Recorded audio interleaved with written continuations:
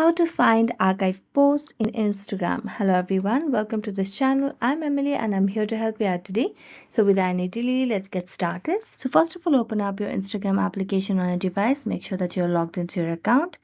Then tap on your profile at the bottom right corner of the screen. Then tap on the three lines over here at the top. Then here you can see the option of archive over here. So just tap on archive. And here you can see the option of stories archive.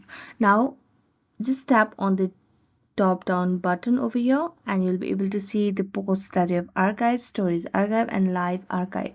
Now so since we want to see the posts that we have archived, so just tap on post archive and here you'll be able to see the archived post. So that's it. Thank you so much for watching this video. If you enjoyed watching this video, don't forget to like, subscribe and hit the bell notification for more updates. That's it for today and see you next time.